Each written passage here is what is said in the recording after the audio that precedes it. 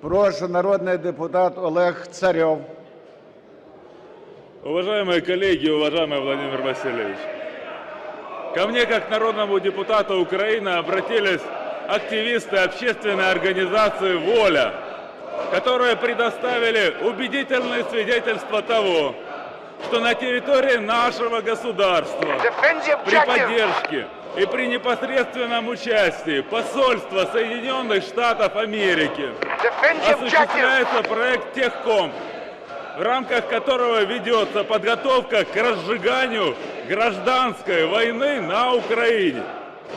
Проект «Техкомп» направлен на подготовку специалистов по информационным войнам и дискредитации государственных институтов современных медиа, потенциальных революционеров для организации протестных действий, свержения государственного режима.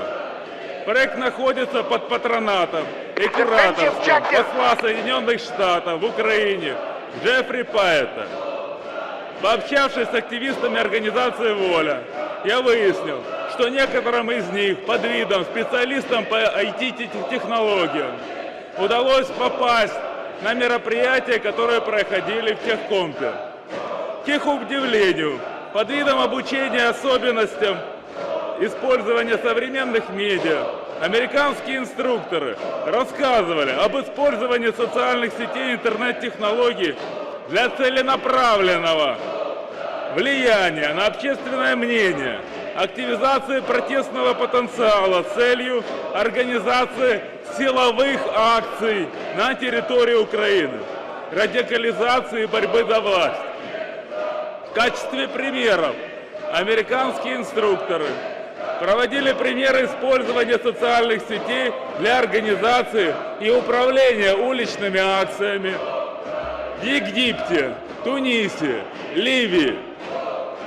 Выпускники техкомпов сейчас активно проводят свои семинары по территории Украины. Всего было проведено 5 мероприятий, обучено около 300 человек, которые сегодня работают по всей Украине.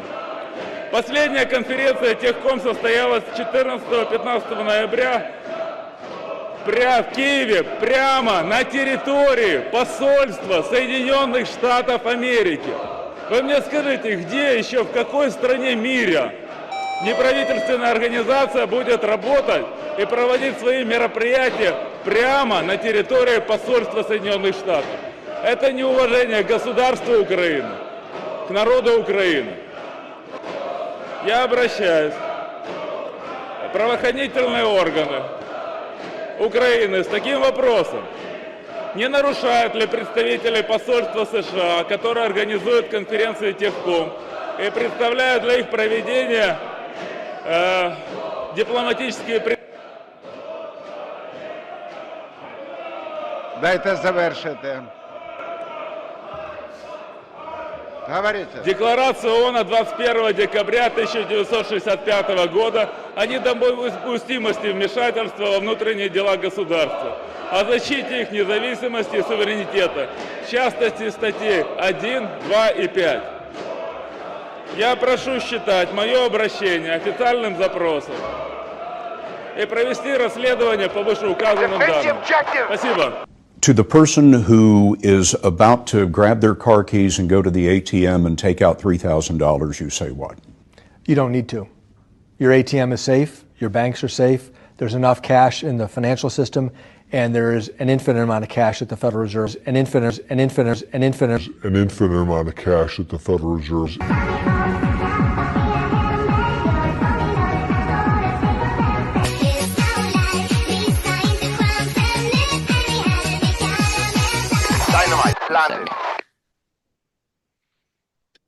Yeah, so you're just telling me about your book.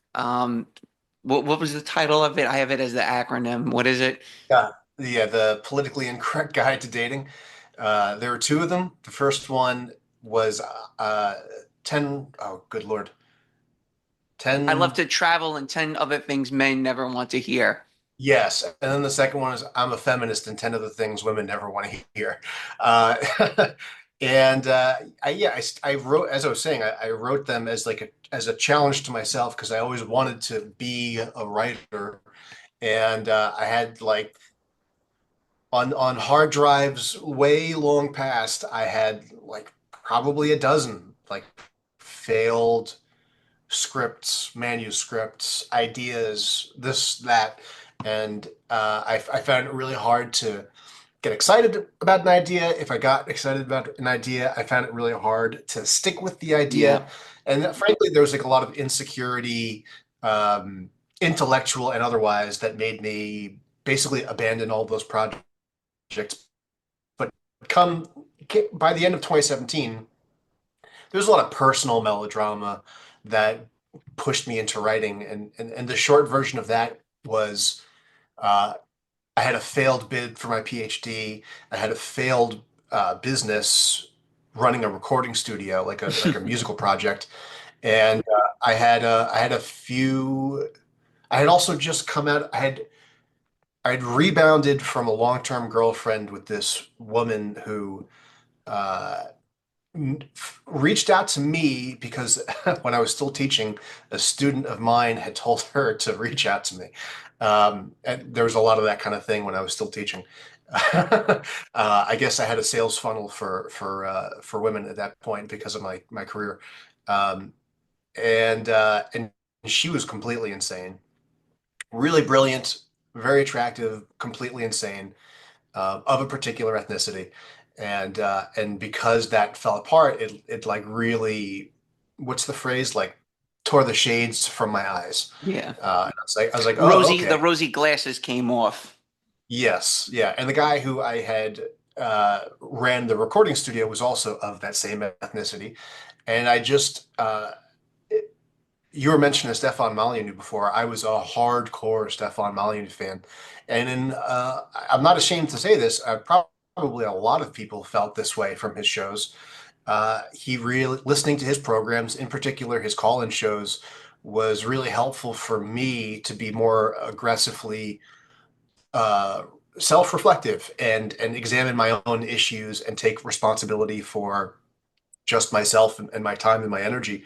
I was getting old. I was in my late 20s around Right. this time. And you know, I was panicking. Oh my God, I still don't really have my career locked down. Oh my God, I don't really have my family locked down. Oh my God, I'm basically living paycheck to paycheck. Um, and I kind of had like a weird complex around like a sort of Peter Pan thing of like trying to make the professional musician thing happen, you know, basically doing everything other than like making a stable 9 to 5 work. When the studio fell apart and the rebound fell apart, and they were conscious, it wasn't like they fell apart passively. I told both of them to like kick rocks. I had an argument with my friend who I started the recording studio with, and it was a decade long relationship. He was at one time I was like his, you know, borderline therapist. He was my borderline personal trainer. We played in bands together. I met him because he was the recording engineer for a band I was playing with, and I was the only guy in the band that actually got along with him. Make of that what you will. And it just there were all of these different waves to my friendship with him. And at the end of it, I was just like, wow, you are like malicious by nature, and that's never going to change. And if I, it was a situation where I had given him a second chance and a third chance and a fourth chance and a Right. 17th chance and an 18th chance. And my friendship with him was like actually very similar with my relationship with women. It was like, okay, I'll roll out the red carpet. Okay, you can, uh, instead of taking my coat off to cover the puddle, I'll just throw myself onto the puddle and you can walk across me. Again, embarrassing to admit, sort of a human doormat mentality. And I was like, I've had enough of this. So when I basically closed the door on those two relationships, I had suddenly like this deep well of physical and mental energy that I was able to apply to things. And the first thing I said is like, I want to write a book. So to get back to the original topic, So that that was your first book, official, like your official first book was that one. yeah, the I love to travel and tell the things men never want to hear. And I wrote it to be cheeky. I wrote it to be cutesy. Uh, Bro, the I book cover is hilarious. Just the book cover is so funny. It's just like, oh, that's the way I feel. Except that little cartoon character holding the flowers as a plane goes off into the sky. yeah, I put forth a very serious energy, and people in my personal life, I think, would also corroborate that I'm, sort of a quiet, intense person, but I do have a sense of humor, and I wanted it to be fun because I didn't want to be.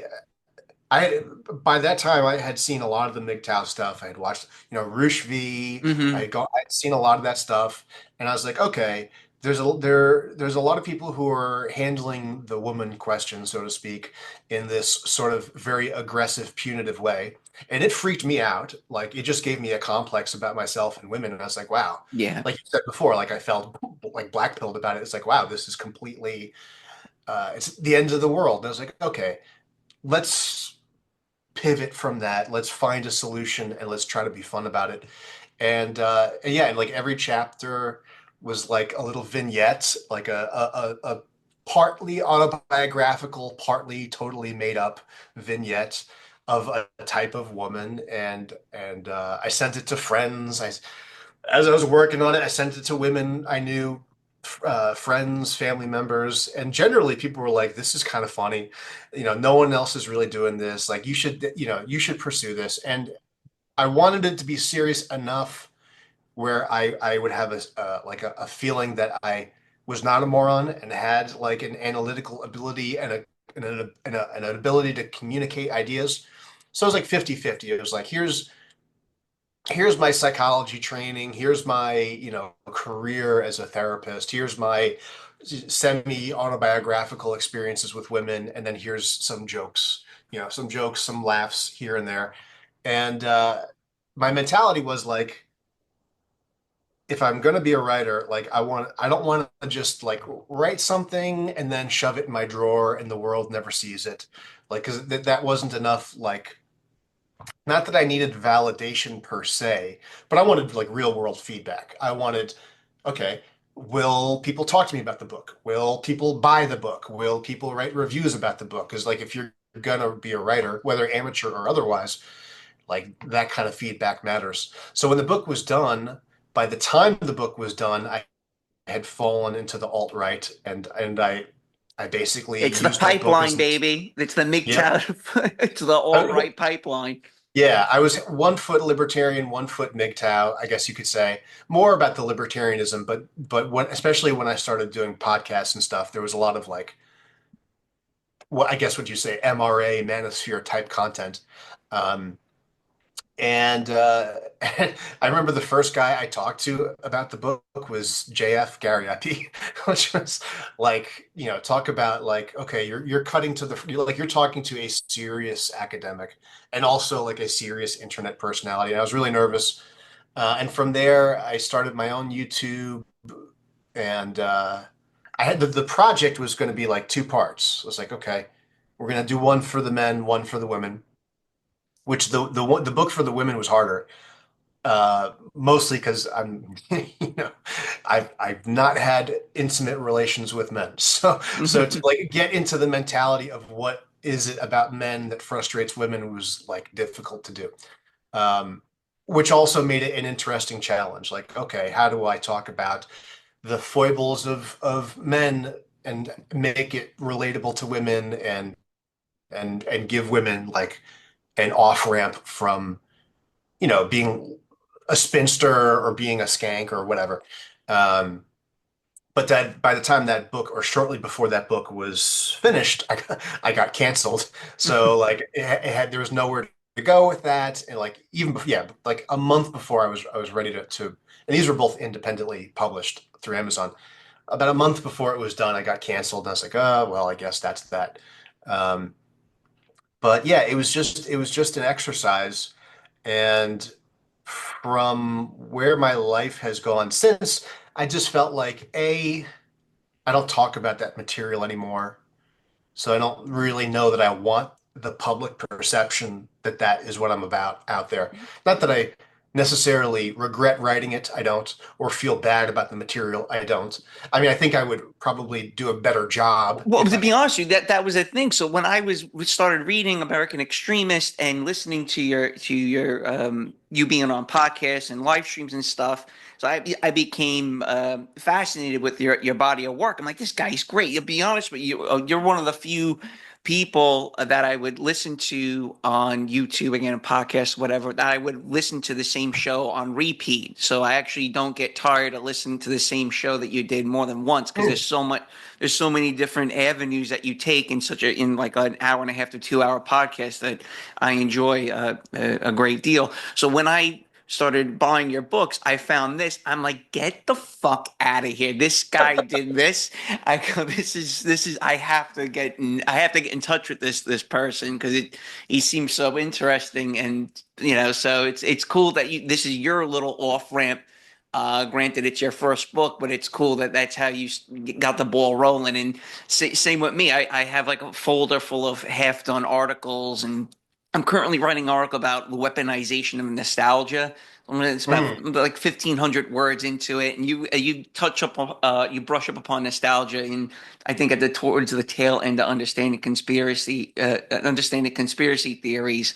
So I'm trying to like learn a little bit more about consumerism and nostalgia, so on and so forth. But going back to this book, it was a nice bird's eye view on the culture war at large between men and women. I just got Yeah. out of I wouldn't even call it a relationship. It was more of as we put it, uncommitted, committed relationship.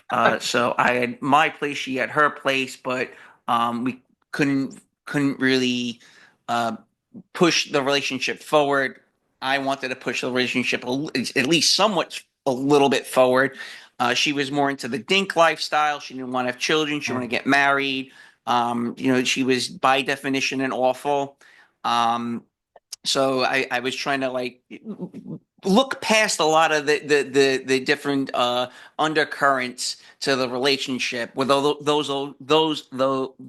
the undercurrents were there, I kind of was consciously ignoring them, and I knew it wasn't necessarily going to go anywhere meaningful, and she knew it also. But as a guy, you have this Neanderthal mindset where no, it can work, and you don't necessarily want to view the relationship as Yeah. a failure, or that you made a mistake picking this person to be in a relationship with. So I started getting more into writing and doing shows again, because I'm no longer seeing that person on the weekends. So it's not like I want to jump into another relationship, because you need some time to decompress from a lot of things, and you know um, revisit it, what you did wrong, any regrets, so on and so forth. But your book kind of was a nice like a what do you call when you wave the piece of like a little moist towelette underneath the football player when they got a concussion? It was like one of those the ammonia pads. Yeah, it was like one of those like, hey, wake up, come on, Yeah. come back. Yep, this is what you were dating. This is what you're doing. You knew it was wrong going into it. So Yeah. uh, And I had those experiences. I had those very same experiences. I also had just like, again, not flattering to say, but it was the truth.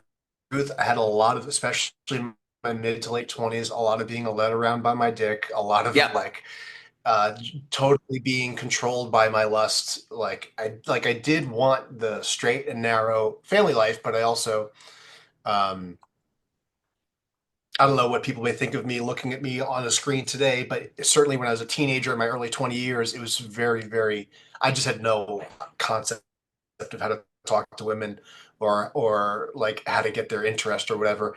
And so I think it was like many years of like pent up frustration that I was trying to basically fuck my way out of, not to be really crass about it. And it was awful actually. The mind space of that to be in that mentality was really, really awful. And you get into again, we're in 2025, just for maybe people who are listening who don't remember what like the 2010s were like.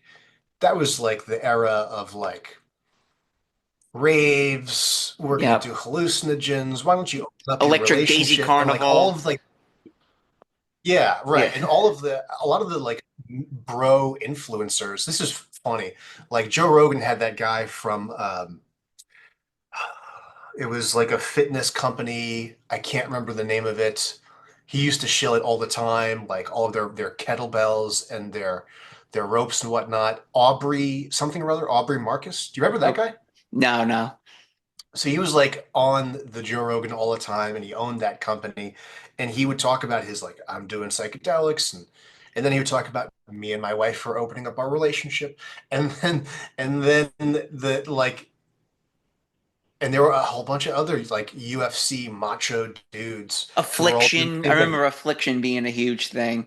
it wasn't affliction. I'm gonna quickly Google it while I talk to you, but there were but like it was this weird.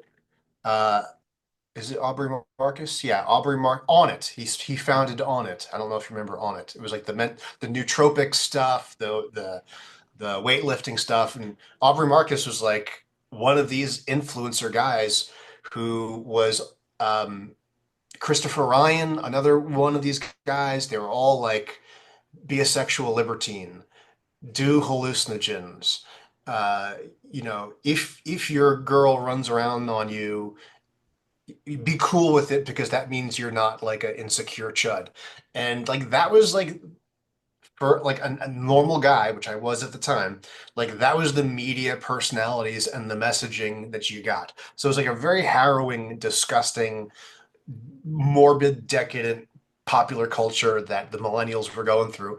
And it was, I think it was probably really difficult for a guy my age not to fall into one or another aspect of that because it was just this total saturation of like filth. And I don't like to drop the D word degeneracy, but that's basically what it was. I could never. It was. I was a loner throughout middle school and for most of high school. I always felt what everyone was doing was stupid. Yeah. I would be the person that left lunch early to go to the library. So when I graduated high school, this is 2006. I graduated high school. So this is like peak of Nextel phones. Text messaging wasn't really a big thing. MySpace, AOL Instant Messenger. Yeah. I remember going to like house parties and stuff, and times were good. People were still hooking up and such. But around maybe 2010, 2011, it became the whole Electric Daisy Carnival kind of club scene. You got to work it. You got to push it. Where you started seeing Yeah. this ratcheting up of where you have to like get up at 6 o'clock in the morning, hit the gym, right? Then go to college and then work a part-time job and then party all night, work hard, play hard. That was like kind of the big thing in the 2010s that I had seen. And I'm like, I was kind of like begrudgingly going along with it. I'm like, this doesn't make any sense. This is stupid. And I just Mhm. started feeling like everything just seemed sterile and gay. It was like I equate living in America as like living in a nursing home. So Yeah. I just felt like this, like the economy doesn't make any sense. Everything was already a million. Again, I'm from New York, so all the houses were already $1 million. They're like double Yeah. that now. Now they're 2 million. So, we're making $25 an hour when all the houses were like $1 million and you're 20, 21 years old and you got the boomers telling you, oh, you just got to keep going. You just got to work harder. You just got to keep at it. You'll Yeah. figure it out was what every boomer told me. You'll figure it out. I left when I was 24. I just left the country and so from 2013 till 2017, it was just a long pause out of my life. So when I returned to the United States, Tinder was already on the decline.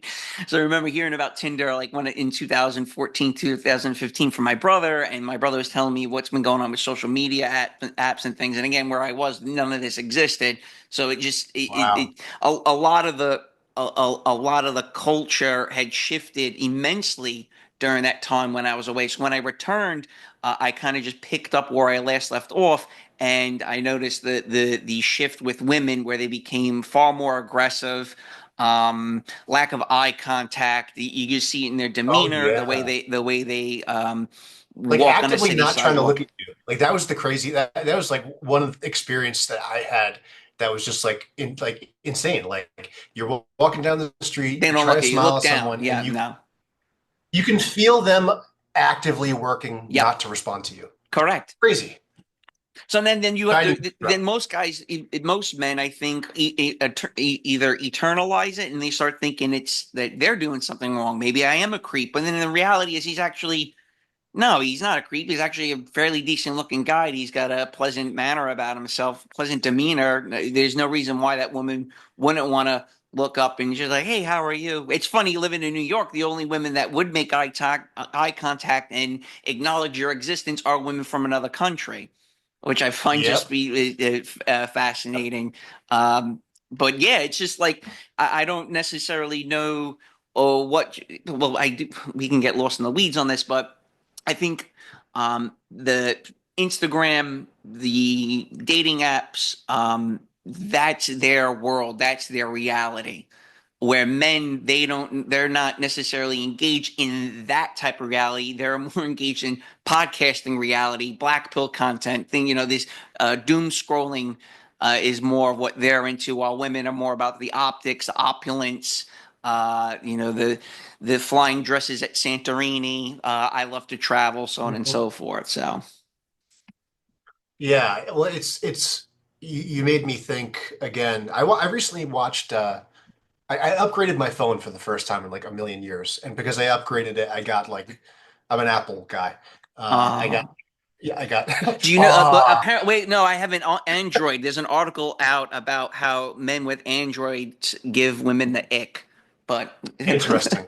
go on, I go mean, it on. was not by choice. Like it was bought for me. I didn't even want it when it happened. I'm kind of reluctantly but yeah, anyway, not the put that aside. Yeah, So yeah. like Apple gives like 3 months free to all of their different services and apps and whatever. So I watched Apple TV and a friend recommended to me a show called We Crashed. It was with Jared Leto and the chick who played Catwoman in the Chris Nolan Batman movie, Anne Hathaway.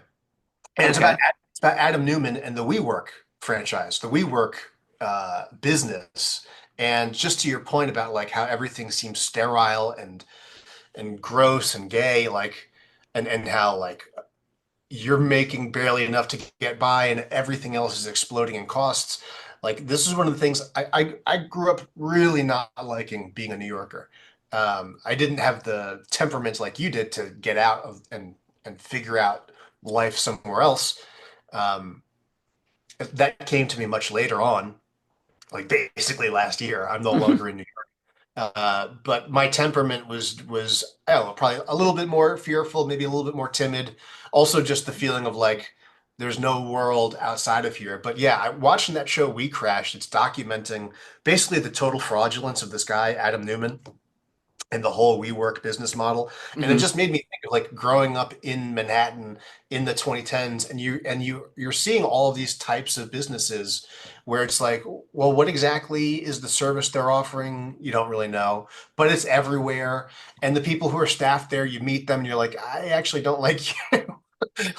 Like who you are and what you're doing is really kind of revolting to me. But it was everywhere. It was ubiquitous, and it just yeah, it also gave me this intense feeling of like, wow, everything going on here is a total sham. Yeah. Um, and to your point about like boomers, like you'll figure it out. Before I got on this call with you, I was reflecting on stuff my dad used to say to me growing up, and probably one of the reasons I had such a hard time with my family and trying to start my own family was like, and I don't begrudge them at all. This is not like resentful, but like they so obviously grew up in a different. I'm not trying to invoke a big boomer bash moment either, but like they so obviously grew up in a completely different world that they had no concept of what life for a young person in the last 20 years was like. So whether it was trying to get a job or trying to meet women or really, trying to build, just trying to live independently. It's like, wow, all of your advice is like anti-advice. Like it not only is it not helpful, but it's making me angry and I want to like stab you in the face. Well, go to the So penny saver and work for the local. The well, local Gazette will has a help wanted for an apprentice. Like, no, that doesn't. No, it's not how it works anymore. Now it's yeah. Oh, Indeed, where it's basically Tinder, but for job matching. yep. Yeah. And again, when I was a kid, my dad's like, "Well, you got to save every penny," And when I started at my own bank account, it's like there was like literally like negative interest. Like didn't matter what I put in there, it stayed that number forever. So it's like, okay, well maybe when you were younger, you could squirrel away your pennies, and the interest rate was such that your savings actually you saw a return on that. And for me and like everybody else I knew, it was like, no, that's Well, not happening. explaining anyone 55 or older what's going on is like explaining water to a fish. They just don't get it. They still don't get it. I think someone recently said go to church to find a woman. I'm like, what? You are not living in the same. We're not even operating on the same frequency, and that's kind of what it is. Is like everyone, because of this militant individualism in the hyper modern world, everyone's in on their own frequency band, and it's very hard to find people. It's very jarring just to try to find someone at least mildly like-minded. I remember during COVID, during the whole BLM thing going on and stuff, and I started texting some of my friends and good friends, and I say, "Hey, listen, if something happens, we need to have some type of plan because I don't necessarily know what's going on between COVID." And there's rioting in the streets and there's Yeah. protesting at the street corner. We should probably have some type of uncomfortable conversation. And I remember like two of my friends were like, well, what do you think's gonna happen? And I'm like, forget it. If I have to start at ground zero with you and explain what's happening, there's no point. And uh that was very frightening for me that my Yeah. nearest and dearest that they aren't necessarily understanding what's happening necessarily around them. Yeah. Yeah. Just totally oblivious. Uh, the BLM 2020 stuff was in particular very scary. I had friends call me like, hey, like guys who I know who owned businesses or whatever. They're like, hey, can you come by? And can you bring Right. something? Can you bring something just in case something happens? Like I won't be too explicit, obviously. And it's like, wow, this was I guess this is how they felt in like the early 90s in LA, but like that had never touched my little corner of the world. And suddenly it was like, well, this whole thing is going to fall apart really quickly. Uh, Well, I left New York at that time. yeah. Everything was shut down. My employer was like, "Listen, I don't know what's going to happen. If you want to go visit your family in another state, by all means, do it." And I did. I wound up in North Carolina, and I wrote an article about my time living in Asheville. If you're familiar with Asheville, North Carolina, but I wrote an article. Only I did driven through it, so I don't know too well. so I wrote an article and did a show with Myth of the 20th Century about my time living in Asheville during COVID, where it just became this kind of like a safe haven for people fleeing big blue hives during the lockdowns and kind of building upon what I said earlier about everyone operating on their own frequency. In New York, it's bad enough because you're dealing with so many immigrants and foreigners and such. Going to a place within the United States that's predominantly white and people from all different states, all different cities, it actually was much worse to try to meet and find like-minded people. Um, Yep. I moved back to New York. I found the area to be depressing, at least someone for me. Um, yeah, during COVID, it feels like a long time ago, and I think that that's part of a part of this psychological warfare we're being subjugated to, not nearly as much now per se, but during that whole span of those 2 to 4 years between the Fauci ouchies and such, you people are compartmentalizing that in their mind, and they're actively trying to forget the absolute lunacy that transpired during those years. I know you've written about it quite a bit. Why don't you let's get in a little bit of that. So build upon a little bit more because I know that's where I think you wrote American Extremists around that time. And what was some of your experiences, and what did you notice during the lockdowns and some of the weaponization of media and the political class and corporations, let us say? Yeah. Well, I basically wrote the conspiracy book like contiguously. One of the same ideas kind of percolated up in both books. But yeah, I started them both in 2019 after I had gotten canceled. And because of the lockdown, I was able to just sit at my desk and write for hour after hour after hour after hour. I was also out of work, obviously, because of getting canceled. Um, Two things which ended up being kind of a boon for me because it gave me this freedom to just write, which meant some days I would be, some days you start at 10 a.m. and you write until like 3 p.m. and some Yeah. days you start at 10 p.m. and you finish writing. A really brutal nicotine habit that I've only recently started to kind of kick. What do you So it'd be like vape, just sitting at the, cigarettes, or the pouches? What yeah, do you? cigarettes. Okay. Yeah. Somebody, I made friends with Keith Woods. He tried to get me on the pouches. I don't, just the idea of putting that in my mouth didn't really sit well with me. And the vape thing as well. I don't know what my aversion was to it. I just wasn't into it. But the cigarettes, I was like, all right, let's do that. And so I'm just like sitting in my bedroom, Wait, sitting wait, at my wait. Did you smoke laptop. cigarettes prior to this? Did you smoke cigarettes when you were in your Never. 20s? Oh my God, No, never. you're a late bloomer. Yeah, yeah, like 34. So, Wow. yeah, I don't know. Yeah. What was your I'm a weird preference? guy in a lot of ways. What was your cigarette? What's your cigarette of choice? It was Marlboro Reds. Then I tried to switch to Oof. American Spirits. Oof. Uh, and I didn't like American Spirits, one, because it wasn't like a strong enough feeling smoking it. And also, like, it just takes way too long to smoke. So when I did start getting back to work, I started doing cold calling in Lower Manhattan. And it's like, okay, well, I can't be out here like 15 minutes, like trying to work through the cigarette. I need to be like one and done. And Right. that's what the Marlboro was good for. I eventually, I switched to menthol. Make of that what you want. I like that. It was a nice little zesty taste to it. But where I live now, like you see a lot of people who are lifelong smokers and they just look and smell awful. And I'm Yep. like, I think I don't want to end up like that actually. So that was a strong enough motivation not to continue. But anyway, um, the 2020, to your point,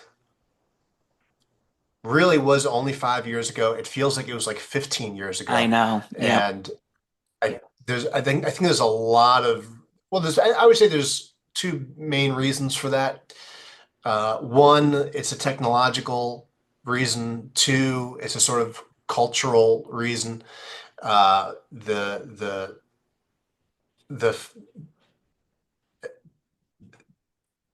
in one sense, like that we are now so much more enmeshed. Put it to you this way, like, and you remember, you would know because you've been in this even longer than I have. Like in 2018 and 2019, the thing people said online, this was during the most intense phase of the censorship regime, people were saying, well, all this internet stuff is fake. You have to get off the internet. You have to meet people in real Right. life. You have to organize. You have to get together in real life. And then COVID happens, um, and basically real life is decimated for the most part, and all there is the online life. And now 4 or 5 years later, certain like just concepts and phrases we all use kind of don't even make sense anymore. Like 5 years ago, 10 years ago, everyone would talk about like the normies. And it's like, actually, nobody's a normie anymore. Everyone is extremely online. Everyone is under the sway of some algorithm or some influencer. And every niche, every aspect of culture has been thoroughly politicized or hyper politicized, or polarized, I should say. It's actually not people aren't actually having higher political agency as a result of this. They have far lower political agency, but they are more dysfunctional, agitated, disturbed, preoccupied by uh, para-political ideas. Like, BLM, really good example of like a sort of a para-political organization because what is politics? Politics is about, the polis, the city, your participation in the city, in the civic life, how you could be more engaged in the civic life, what is your duty to your community and your duty to the state? And conversely, what is the state's duty to you and to the community? Like that's what politics is. But with BLM, with trans ideology, it's not political in the sense of your agency as a member of a community, an actual, real, existing community. It was all this basically uh, intensely psychological material, solipsistic psychological material that, and I hesitate to use this word, but I definitely think it's appropriate. All of this basically, you know, like trauma-based mind control, terrorizing people psychologically to push them into conformity with the new like hegemonic ideology, right? Not to throw a bunch of No, five yeah, dollar I words at you. understand. Air quote, global homo, like Yeah, neoliberalism.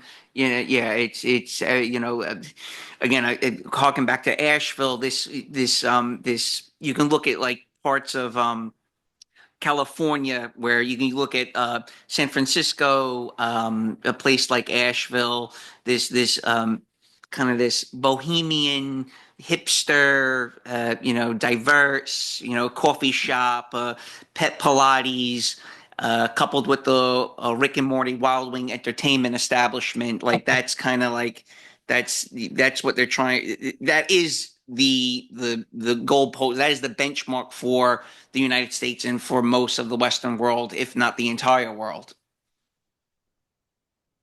yeah. And so I base through these technological and kind of cultural shibboleths, totally artificial shibboleths being created by, you know, activists, but also, I mean, top, not just like Joe and Jane blue hair on the street, but also top down orchestrated at the highest level, whether Yeah. in the corporate world or the in Silicon Valley or what have you, forcing these like pet ideological projects on people. And so that point, like now nobody's a normie. Everyone has an opinion about trans people. Everyone has an opinion about Donald Trump. Everyone has an opinion about. Ukraine, I kind of long. Yes, exactly. I Palestine, kind of yeah. long for the. I long for the days where like the hot button issue was gun control. Like 2006, like gun control was the most contentious thing that you could possibly talk about. Now it's uh, everything has this wacko progressive undercurrent to it, even the right wing stuff, which is kind of a development that is even more troubling. Where thanks to Trump, I don't know if this is true of you. It was certainly true of me. I was absolutely activated in 2015 by Trump. Not to say that I didn't care about politics before. You know, I was into the Ron Paul campaign since 2008. Um, but I cared a lot more because it kind of felt like for the first time that there was somebody who would actually try to do something. Being a millennial, like I saw Occupy Wall Street, you know, I grew up with the whole 2000 to 2010s, like the Tea Party. count. Yeah, well, not even from the left. The counterculture was this anti-corporate, uh, pro-worker, egalitarian, but really in like an old school Democrat union kind of mentality. Not it. Dixiecrat-ish. Yes, Yeah. yeah. And that I had absorbed that really intensely. And I absorbed that mostly not even because I was like reading Marx as a 12-year-old or anything, but because I just saw like, oh, my dad works this soulless job and I see him like an hour a week and he hates everything and my parents don't get along. And it's like, oh, actually, maybe this whole economic structure is FUBAR. Yeah, like I was sitting in fifth grade, like, okay, looking around the classroom, like literally everyone here is going to go to college and literally everyone here is going to try to get a job. So that means what I grew up with, I won't have like a woman who's just going to stay at home and cook and like care about me and care about the family and want to be a, a matriarch of her own family. It's like, oh, that's all not gonna happen for me. Like, what the fuck is this? So like from a very early age, just by looking around at like the expectations that were being set upon me, I sort of did internalize a, quote unquote, like left-wing attitude about big business and uh, corporations and like the university culture and all that kind of thing. I forget exactly how I went off on this Well, tangent. yeah, well, I'll just build upon that. It was, and you're probably about the same age as me, just by conversing with you. Um, Yeah, so, like when I was in high school, I saw my fellow students whose parents are going through a divorce, and we kind of like all like talk among you, like, why are they getting divorced? Like, what's happening? And you see that the father would always work a certain job, usually a blue collar job, construction worker, plumber, electrician, something to that effect. And you see the families that were still together, the father would be working at a hedge fund or a telecom company, very white collar. He has no calluses on his hands. He doted on. There's someone mowing the lawn. He's not necessarily mowing the lawn. They have services that take care of things for them. And those are the families that stay together. And so you see that, and then you see what your parents are telling you, that you have to go to college. You don't want to work with your hands. Union jobs were kind of frowned upon at this time. yeah, There was never really go get a trades job, and there were no trade schools, and there's still no trade schools. You'd have to, there yeah, would be a form of nepotism to get into those high paying union jobs. You can't necessarily go ahead and apply. It would be, even to this day, it's word of mouth and through a friend of a friend. So you see so you had some type of like I had anxiety in my senior year of high school, where counselors weren't really, didn't necessarily know your aptitude. You only have 15 minutes with them to explain what you want to do and stuff. yeah, yeah, Then your parents are telling you, well, if you're not going to go to college, you got to get a full-time job. And that was the norm when they were growing up. But when I graduated high school, I wanted to take a year off from school. I just wanted to be a shit kicker for a little bit.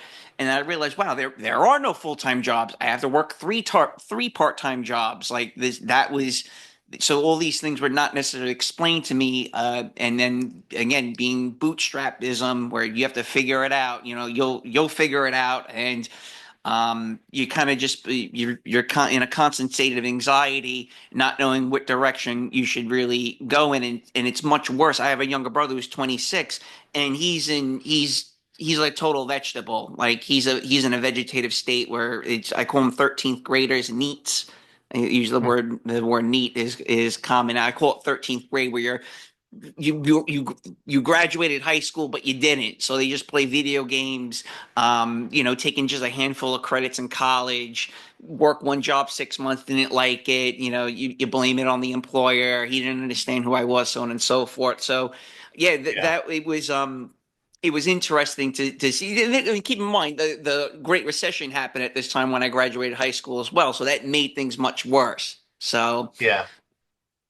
Yeah, there was anyway. the information economy was like well underway before we got into college. And so all of that stuff was, I mean, my parents didn't have aspirations of me being a plumber. Right. They It didn't was want looked that. down upon you because you're competing against what the Joneses.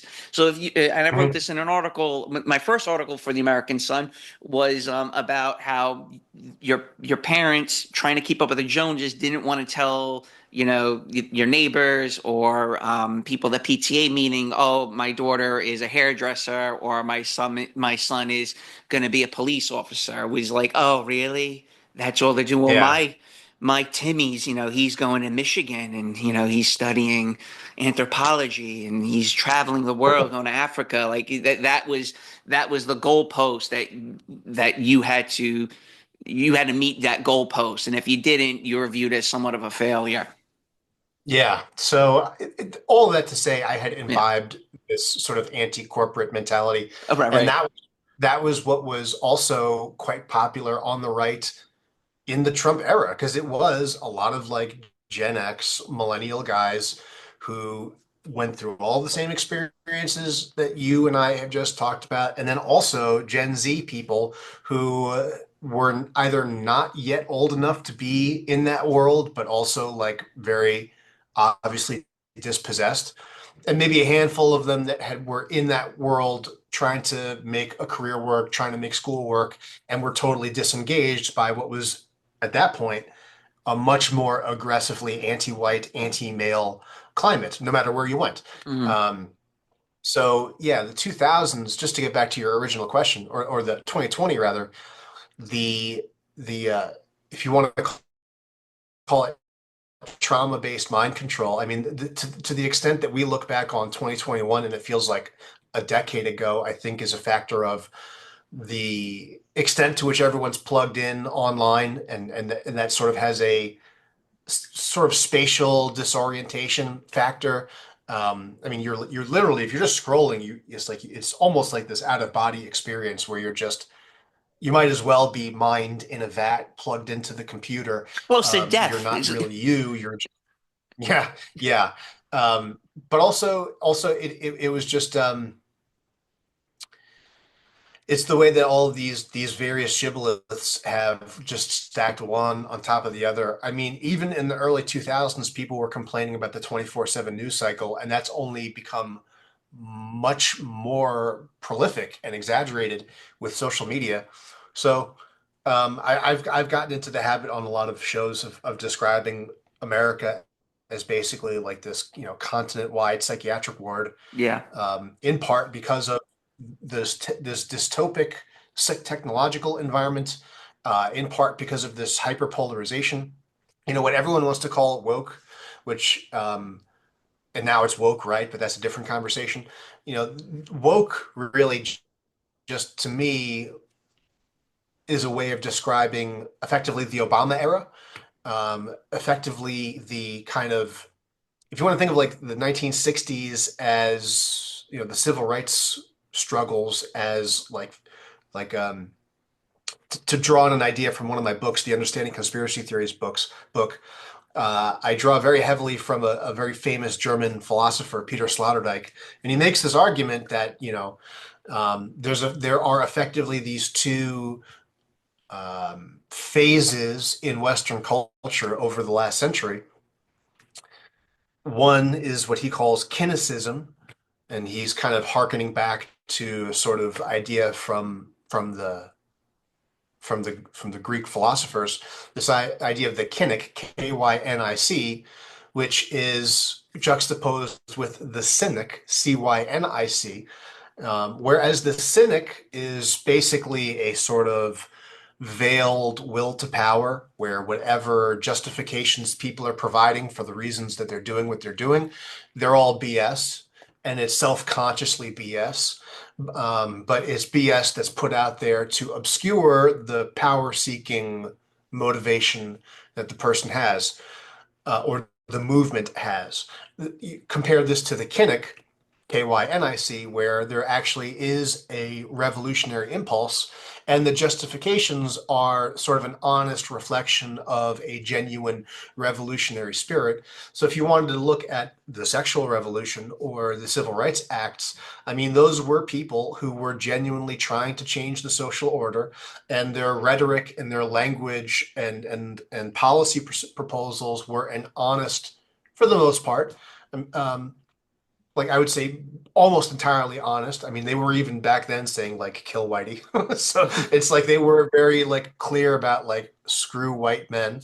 But it was a genuine revolutionary wave. And so we could look at the civil rights era, the original civil rights era. We tend to think of like the 1963, 64, roundabout there. And then woke is this cynical, simply like bare will to power, where whatever comes out of their mouth is really just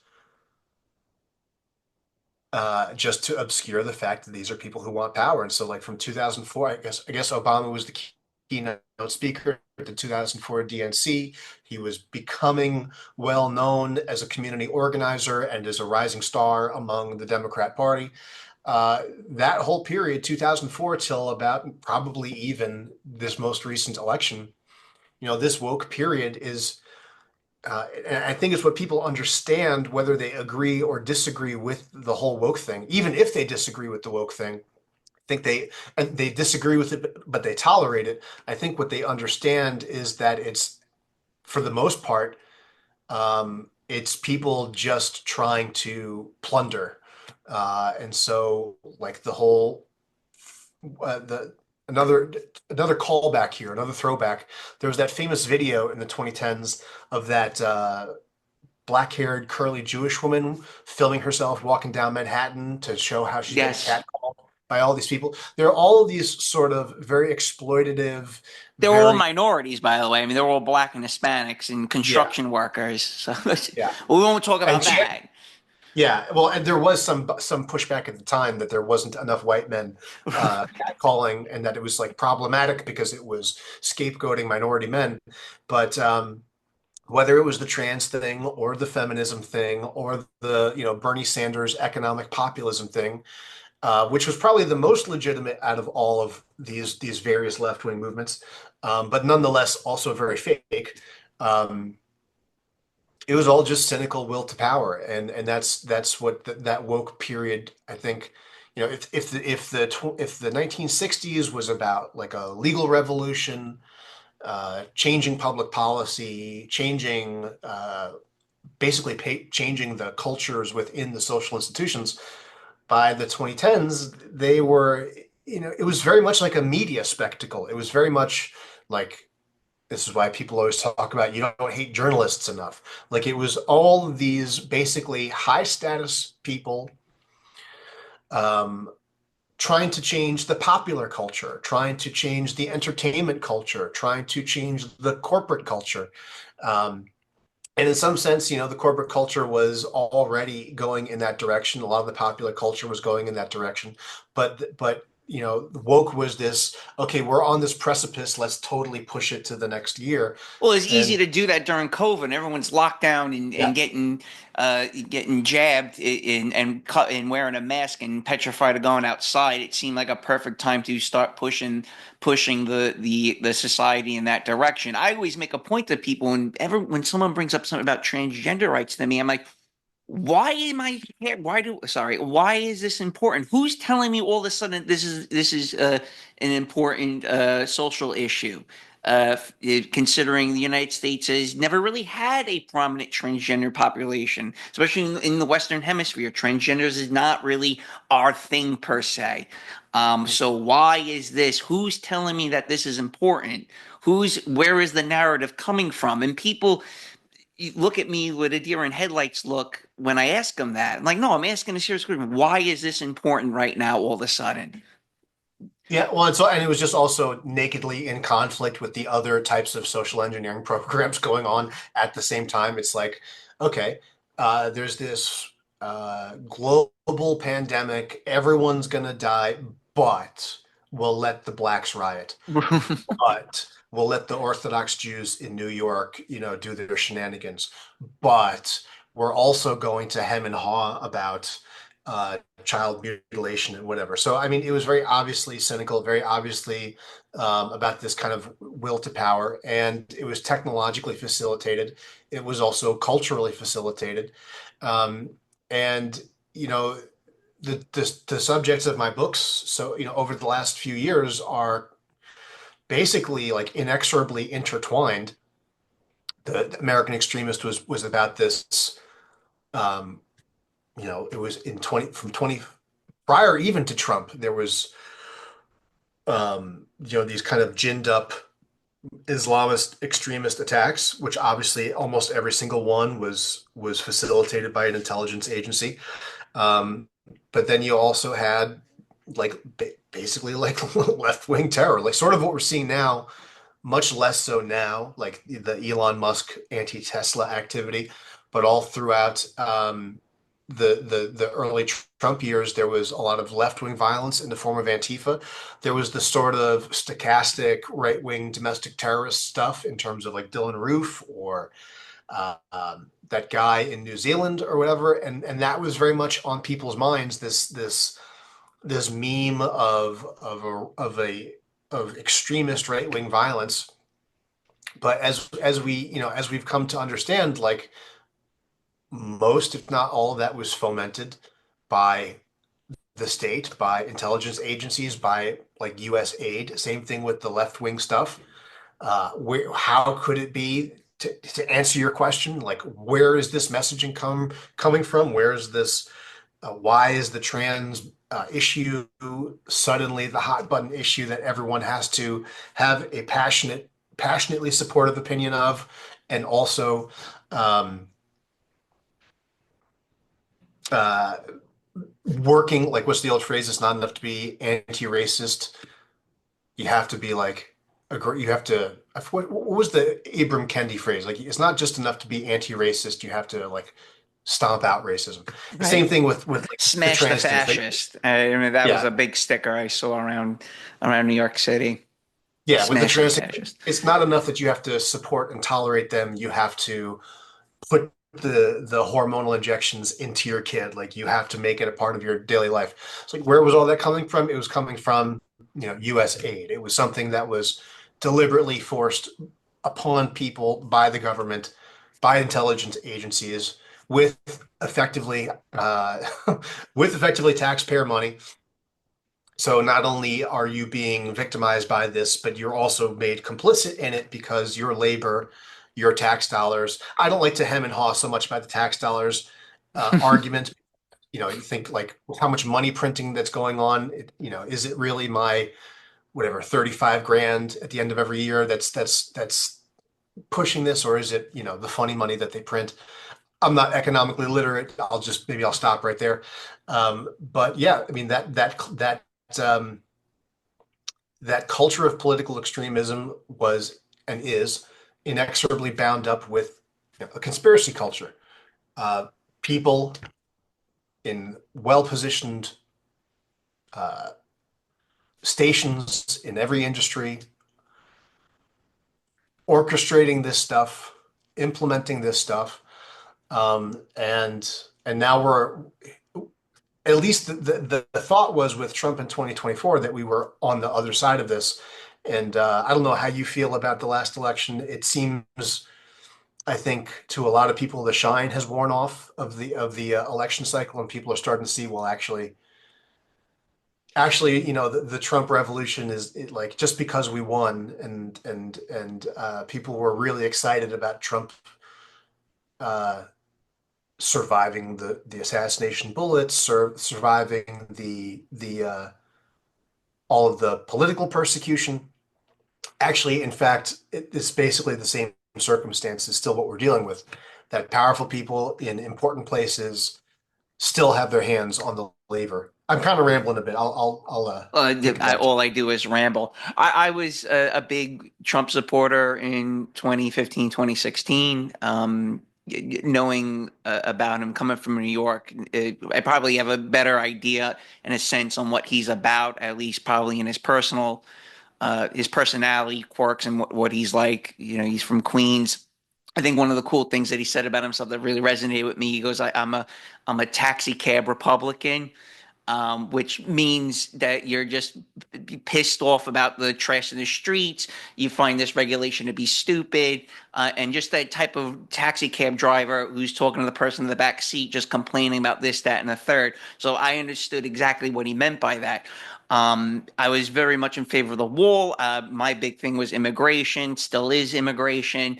And then nothing really came of it. I think about 6 months in, kind of, the my ideas on what he was going to do started to falter, and all he did was talk about the stock market. Stock market started to go up. I started doing really well financially, but as I was doing really well, everyone else was doing well, pushing prices up more. And then when COVID hit, um, I don't.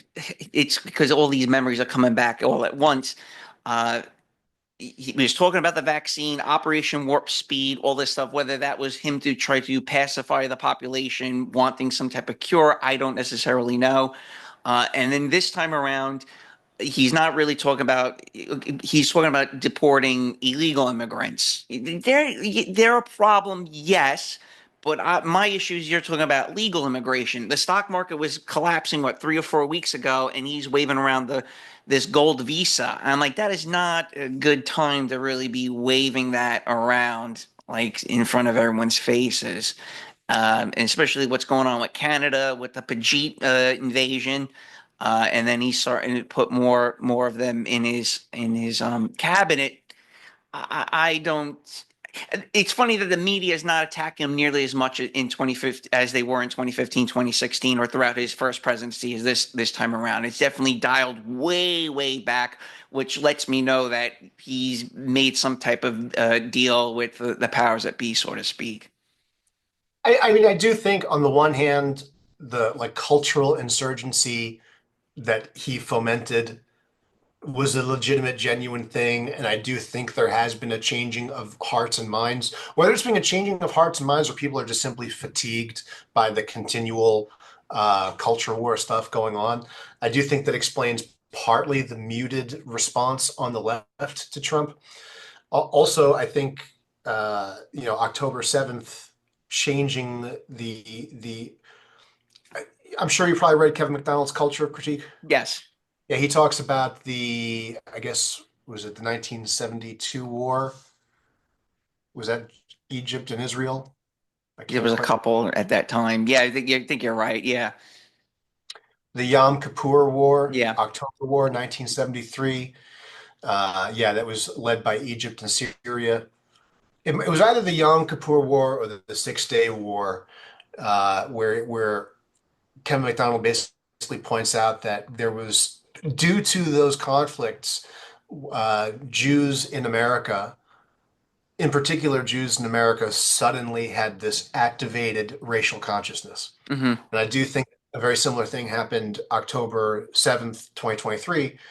And we can look at people like David Sachs, Bill Ackman, Sam Altman, um, Mark Zuckerberg, all of these wealthy, whether they are Silicon Valley tech Jews or Wall Street investment venture capitalist Jews. I do think they've had an activated racial consciousness which pushed them to the right. And when a lot of the big Jewish money is moving away from the left, that means there's less resources, there's less personnel, and institutionally, that's going to move. That change is going to go from top down. Well, So Charles Krauthammer, he passed away a while ago now, like 4 or 5 years. He made a point maybe like 20 years ago, if you don't dial this back, you're going to get both sides of the pendulum hating you guys. And I think that's what's happened, because now you have both the right side of things and the left with Israel, just everyone just ganging up on them at this point. yeah, so well, I'm even yeah. I When you was have someone actually like, well, you like, just side something for a moment. You mentioned someone who I figure I loathe him with so much. It was nice to see you wrote about him, Cass Sustein. yes. Dude, this guy, I watched hours of his lectures, man, long before. This is like 15 years ago, and it was David Icke that mentioned him, and he was talking about for like during one of his dissertations, a lecture, whatever you want to call it. And I started watching this guy, and I bought his book Nudge Theory and such. And this is during the time of the Smith-Mundt Act. And if I could if I can put a like a time when things really started getting really strange for the United States, I would say it was the beginning of Obama's second term around Sandy Hook, and Mhm. how you had a lot of these documentaries about Sandy Hook and such, and you've written about it quite a bit in Understanding Conspiracy Theories, how that was kind of like this, I don't know, carrot, like how it's like a way to start pushing people into these kind of these echo chambers for them to get lost in the weeds, whether it's Pizzagate or whatever. And these things were fomented by people such as Cass Sustein. Uh, if you want to like build upon that a little bit. Yeah. Um, I remember the friend of mine at the time who would later become like my main podcasting buddy when we got into all of this political stuff, Jefferson Lee. I remember telling him, like, and I don't know if it was David Icke. I might have seen him in an Alex Jones documentary many years ago, talking about Cass Sunstein, and he's like, he was the information czar.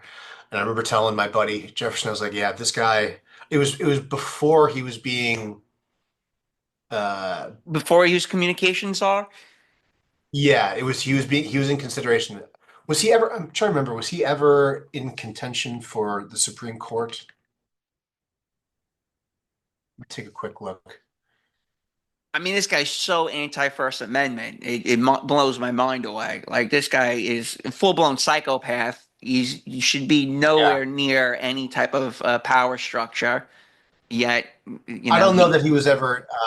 I don't know that he was ever going to. He was considered for a role in the Supreme Court, but I remember when it's 2008, 10, 12, around there. I was like, if this guy ever gets a chance to implement, what he wants to do, I'm literally going to leave the country. I remember saying that's my but he did. The whole him, Richard Thaler would be another example. These sort of behavioral economists, people with the psychology background, behavioral economic background, who are basically very interested in the informational commons. They're very interested in human decision making, the relationship between those two things. Cass Sunstein wrote a famous paper with Adrian Vermeule, and this is another one of those things where it's like once you know a little bit more of what goes on in the background, it makes the actual like culture war stuff look really really goofy because in the online right, when people were talking about like Catholic post-liberalism and things like that, people would talk about or Catholic integralism, for example, people would talk about Vermeule as a leading figure of this anti-liberal right-wing thing. And then you just peel back a few layers and it's like, well, actually, Vermeule wrote a paper on conspiracy theories with Cass Sunstein advocating for what they called cognitive infiltration because the internet allowed for people to question the narratives around 9/11 Well, and so on. when he got the when sorry, let me just step in real quick.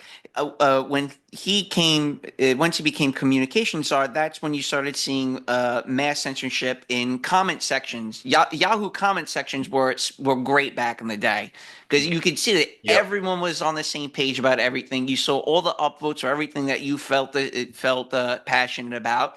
Anyone who was like, let's say, air quote woke, they would just be tons and tons of downvotes, right? And then, sure enough, like what within a year of him getting the reins of power, there was no more comment section, or he was what did he say that you need to have people in these comment sections to like cloud people's judgments. So having everyone being on the same thing about something is a bad thing.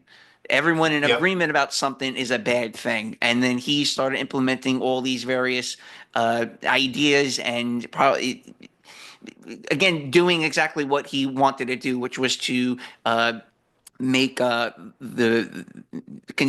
make conspiracy theorists seem like lunatics, put Yep. flat earth at the like every time you start talking about kind of these ideas, people automatically say, oh, you're a flat earther, or the moon landing never happened. So he helped do that. Like when you try to put forth some serious questions like, hey, why is this happening? Oh, are you a flat earther?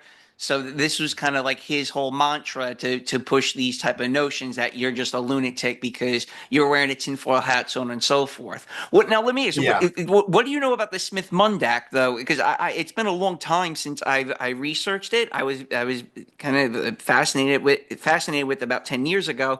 You mentioned it briefly in one of your books. That again, this was around the time of Cass Sunstein being in the Obama administration. Do you see a correlation between Obama's second term and where we are today, as far as just the information age being just clouded with nonsense like QAnon and stuff? So for the audience at home that maybe doesn't know what you're talking about, I'm just going to quickly read this excerpt. The Smith-Mundt Modernization Act of 2012 was introduced by U.S. Congressman Mac Thornberry in May 10, 2012, in the House Republican. of Representatives. Yep, in the Yeah. House of Representatives, U.S. Congressman Adam Smith was a co-sponsor. Smith was a Democrat, so bipartisan. The bill's purpose is to authorize the domestic dissemination of information and material about the United States intended primarily for foreign audiences. The act was added to the 2013 NDAA bill. That was another really contentious thing Yep. way back in the day. NDAA bill as section of 1078 to amend certain passages of the Smith-Mundt Act of 1948. Smith-Mundt Act was signed into law by Harry Truman. It was developed to regulate broadcasting of programs for foreign audiences, protected under the guidance by the State Department. It prohibited domestic dissemination of materials produced by such programs. So basically, it reversed that. Basically, what was intended to be foreign directed agitprop was then domestically directed agitprop. So, in effect, it was a kind of instantiation of this cognitive infiltration campaign that people like Cass Sunstein propagated. By the way, Cass Sunstein really just the latest iteration of a long-standing program to what Karl Popper called piecemeal social engineering. It's basically the same thing as Cass Sunstein's nudge theory. It's just this continual incremental implementation of state interventions towards whatever end in whatever domain of social life. For Cass Sunstein, nudge was about gently pushing people towards a regime consensus. Yes. Not much different from Karl Popper, who said that his book, The Open Society and Its Enemies, famously he said that liberal democracies don't have a sort of Platonic ideal of the good, but what they do have is a mandate to resist evil, and that these piecemeal social engineering methodologies would be these incremental, continuous interventions to push people away from bad things. And what are these bad things? In the case of Karl Popper, it would be persecution of Jews. In the case of Cass Sunstein, it would be persecution of the Jews. So remarkably, they had the same passions, they had the same methodologies, and a lot of the things that happened under Obama, especially as you said, during the second term of Barack Obama. The consolidation of Google, I mean, the consolidation of the internet as a whole happened under Obama. There's I think, one of these, there's a great website where it lays out how many times some consultant or higher up at Google visited the White House. It was crazy, thousands of times visiting the Obama administration, and you see how where Google just basically dominates the internet now. Yep. Although I think they're probably, I'm not saying this statistically, but just based on how bad their services work now, and like Google itself, like the search engine is Oh, it's almost horrible. totally useless. I do think that their heyday is behind us, in a way that a lot of the old internet giants and social media giants, their heydays are behind us, like Facebook. The pivot to Meta, I think, was a desperate attempt probably for Zuckerberg and Facebook to stay relevant, and it has not really seemed to have been so successful. But yeah, I don't know how much longer you wanted to go for. Yeah, we go wrap it up in a couple of minutes. So why don't you tell us a little bit about your new book? I mean, that was kind of you just wrote a new book. I do not have it yet, and it's a build upon your two previous books. Why don't you tell us a little bit about it? You talk a lot about. Hang on, I have some notes here. Hold on. I know you talk a lot about Karl Popper, Daniel Kahneman, Richard Hofstadter, who you mentioned earlier, Paul Bloom, Jonathan Haidt. Who are these figures, and why should we care about them? So yeah, I appreciate the opportunity. It really is. Somebody asked me in a previous interview, like, are there connecting themes between these three books? And initially, I thought no, that they all set up their own world, their own antagonists, and pursued sort of like very particular ends. Obviously, American Extremist was about putting the responsibility for political violence on the establishment. Obviously, understanding conspiracy theories, very similar, like putting the responsibility for the rampant conspiratorialism on the establishment. But I guess this book probably does a lot more to put names and faces on the people and institutions responsible for, the problem of political violence and the problem of conspiratorialism. So in that sense, it absolutely does kind of carry through the ideas of my previous two books. And the reason I chose those people that you mentioned, Daniel Kahneman, Richard Hofstadter, Karl Popper, um, there are many other names in the book that I also focus on, because they are, to a large extent, the best well-known, most influential people behind the three biggest issues I think that we're dealing with contemporaneously, which is one, the problem of liberal democracy. We can look to Karl Popper for that. He literally wrote the book, The Open Society and Its Enemies, where he not only made the case for why liberal democracy is necessary, but he also basically gave justifications for persecuting opponents of liberal democracy. He basically gave arguments, um, explaining that if the open society basically were to continue unchallenged, that it would lead to the Great Replacement. So he's not just the philosopher of liberal democracy.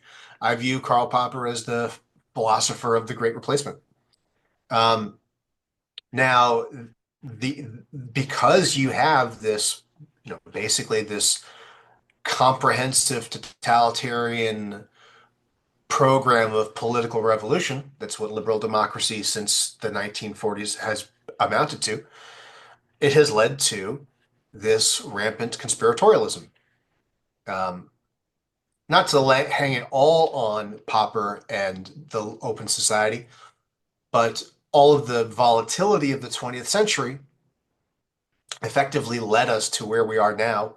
Assassinations of sitting presidents, assassination of public figures, intellectuals, populist candidates.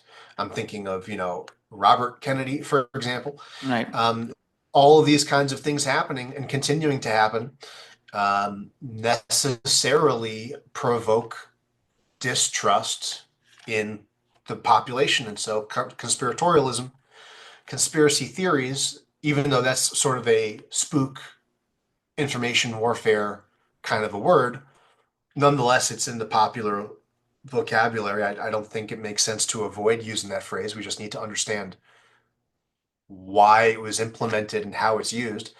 But the problem of conspiracy theorizing is the problem of people trying to understand and resist the tyranny of liberal democracy. So that's why I chose Richard Hofstadter, because in many ways, his work, we often talk about the post-war consensus. And even now with this idea of the woke right, James Lindsay is constantly invoking and then belittling this idea of the post-war consensus. When in actuality, Richard Hofstadter, his reputation, not many people talk about him anymore, but his reputation was literally as the figurehead of the consensus view of history. Like, that's what they called it. It was the consensus school of American history. Richard Hofstadter is often seen as its strongest proponent. And when you look at his body of work, he writes critically about populism. He writes critically about sort of the rural, if you want to call it Jeffersonian tradition of American politics. He talks about anti-intellectualism. He talks about, the culture of gun rights.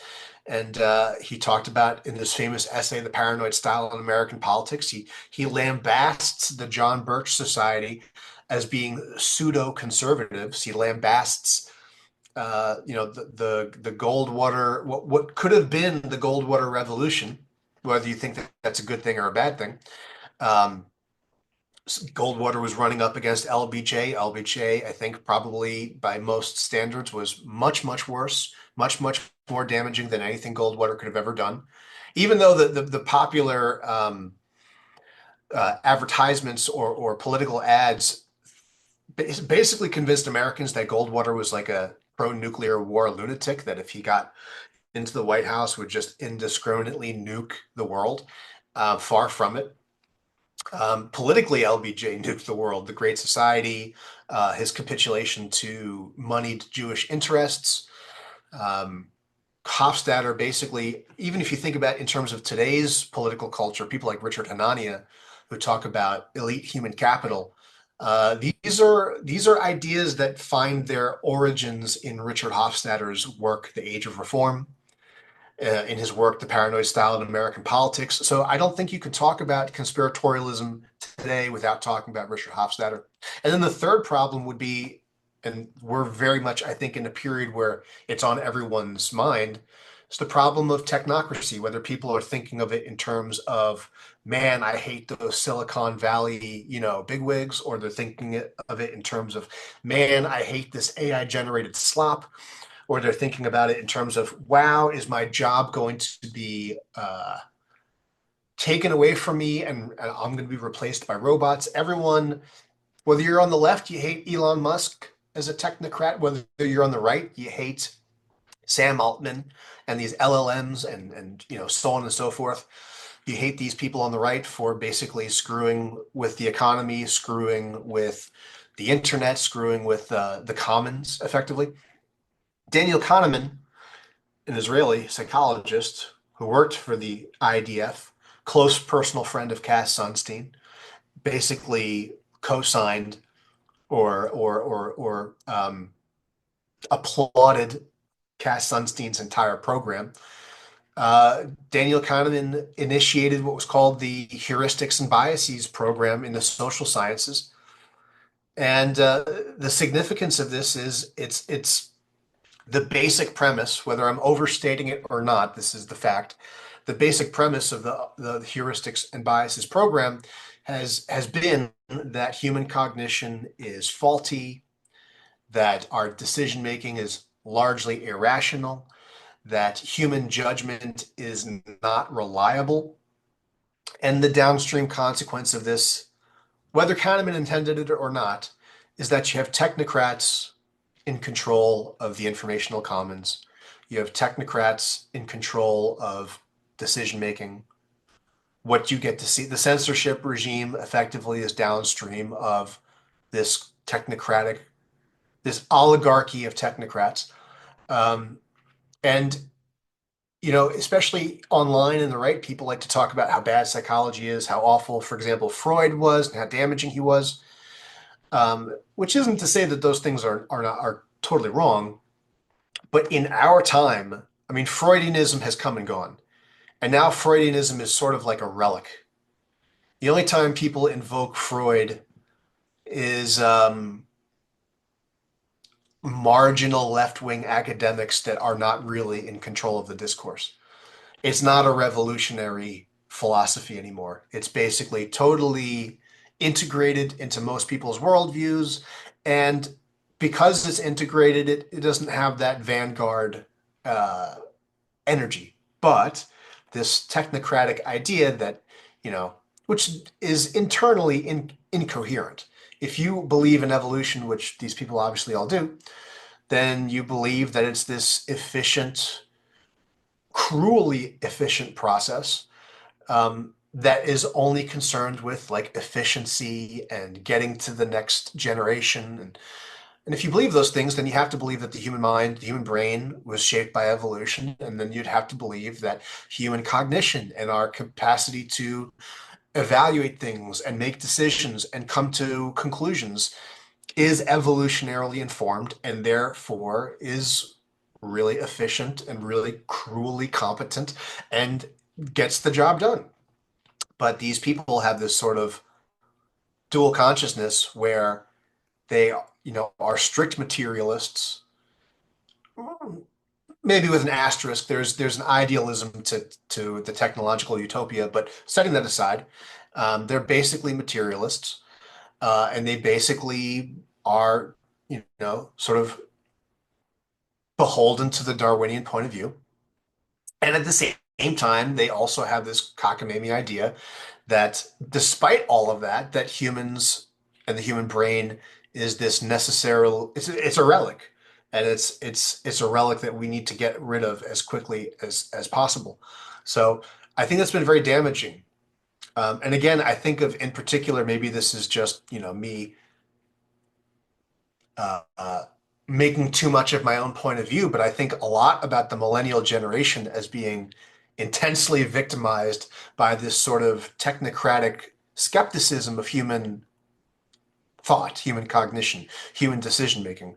There was a glut of books that were published in the early 2000s, 2010s, curiously enough, all of them by Jews and Israelis, all either highlighting or undermining the fact of human irrationality. Dan Ariely wrote a well-received book. I can't remember quite the name of it. Dan Ariely, Predictably Irrational, right? Or Richard Thaler being another example. A lot of these behavioral economists, a lot of these psychologists, all highlighting the fact of human irrationality and then problematizing it.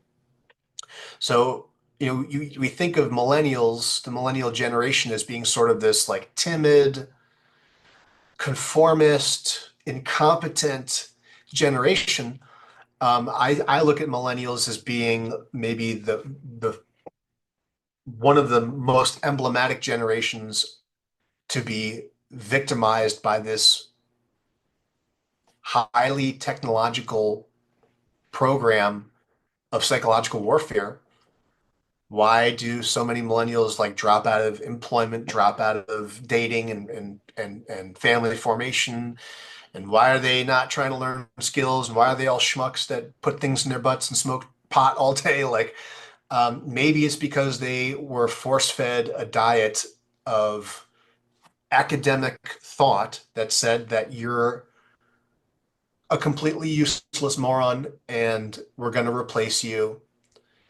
We're going to replace you with migrants, and then we're going to replace you with robots, and we're going to crash your economic aspirations. Like the millennials getting scapegoated as this lazy, incompetent, like buffoonish generation is just that. It's scapegoating for the fact that the dominant ideology over the last 20 years has been this anti-human, anti-cognitive, technocratic ideology. So that's why I chose Daniel Kahneman, his last book, which he won a Pulitzer Prize for, and basically put the rubber stamp on him as like the most influential psychologist of the last 20 years. His book, Thinking Fast and Slow, aside from actually being a very badly argued book, which is I would recommend you read Intolerant Interpretations to find out what I mean by that. Apart from being a very badly argued book, is also like the most widely celebrated work of psychological theory in the last quarter century. So I didn't just arbitrarily pick these people. They are celebrated by the regime for their accomplishments in these three specific areas, as regards liberal democracy, as regards, sort of anti-conspiratorialism, and as regards the technological utopia that we are supposedly ushering in. So Can I ask you, how I did you chose those find? people. I never heard of these people before until I started reading your books. How did you discover them? Again, I never heard of them before, and I'm pretty deep in the rabbit hole. So I'm just curious to see how you came about in uncovering these characters. Well, I was in graduate school when Daniel Kahneman's book came out, and I lived through, and I was in the discipline for that major, advertising push. He was on all of the podcasts. All of the podcasters talked about him. He was really from 2015, he was like totally unavoidable. If you were in the world of psychology or you were in the world of economics, he was completely unavoidable. I What had about never What about Popper? Karl Popper. So, well, I'm not really the first to bark up the tree of Karl Popper. There was a great book about 4 or 5 years ago. Actually, it came out shortly after American Extremist, written by R.R. Reno, called Return of the Strong Gods. And it had a similar theme of uncovering liberal democracy and connecting Karl Popper to it. But even before that, Glenn Beck, back when he still had his whiteboard TV show on Fox News, would talk a lot about the open society and Karl Popper. So he has been a punching bag on the right for a few decades. But I actually didn't know that he wrote anti-conspiracy material too. So once I just like started poking into his publications, I saw that and I was like, okay, he's a really good case of a really good case study, not only for how we got into this open borders, great replacement, liberal democracy territory, but also as he put forth epistemological arguments against conspiratorialism. As for Richard Hofstadter, I had it in my mind that I wanted to do a critique of the John Birch Society because I view the John Birch Society as being a precursor to the kind of slop conspiracy populism that we see today. In particular, I view the John Birch Society as being largely responsible. I say this with an asterisk because I think it was a genuine attempt. I think they had a lot of real popular support amongst middle Americans. But When in the 50s and 60s, yes, I did follow some of their work, the John Birch Society. They do hit on a lot of strong notes and keynotes. I don't know. I don't really have too much of a negative opinion on them as a whole. I don't know if not really prevalent anymore. Though they well, still have a YouTube channel. there's sort interestingly, at least I've seen on Twitter that there's a sort of attempt to revive them and revive them within the context of this like Passage Press, Peter Thiel, um, Right. Zionist right wing community online. But famously, the John Birch Society, Revelo P. Oliver was basically like their top intellectual, and they threw him out because he talked too much about the JQ, and Yeah. he saw the John Birch Society as basically obfuscating and being directed by Jewish interests. So there's that aspect of it. But in the way that the right wing still like I think of James Lindsay as a good example of this, is still fixated on anti-communism. I Right. view that as sort of the unfortunate legacy of the John Birch Society, where the last maybe grassroots attempt to revive like traditional American political culture happened in the 1950s after basically the communists had already run roughshod over the American government and Hollywood and the press and the literati. Like the John Birch Society sort of was like this last desperate gasp of American radicalism attempting to resist communism. The problem of communism and socialism and anarchism stretches back to the 1880s in the United States. And we had already had successive waves of the Red Scare before McCarthyism got involved. Before the McCarthyism and before the John Birch Society. And interestingly, again, like even McCarthyism, people look at the McCarthy Red Scare as sort of like a necessary thing that was good, and we should revive the spirit of Joseph McCarthy. But interestingly, Joseph McCarthy was aligned with Roy Cohn. And Roy Cohn is like the sort of like the archetypal gay Jewish neoconservative political operative who engaged in so much lawfare. I mean, again, on one hand, you can look at some of the things that they did in terms of, for example, getting rid of the Rosenbergs. Roy Cohn was massively influential in prosecuting Julius and Ethel Rosenberg, communists, famous communists. This was 1952 to 1953. So I guess it is definitely a complicated story, and there's a lot that you would have to look at in a very nuanced way.